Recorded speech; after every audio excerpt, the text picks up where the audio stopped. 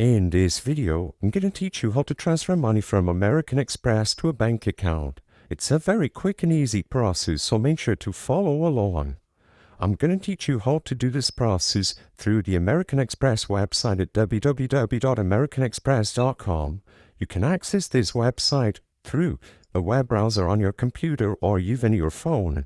When you arrive at this web page, click Log In at the top right corner of the screen, and in here you are going to be able to input your user ID and password in order to access your banking functionalities inside of American Express.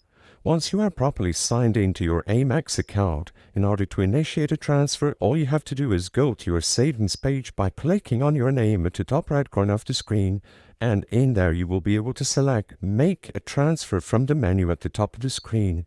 You will have to include the amount, frequency, the dates, and finally select from which account you are transferring from and the destination account.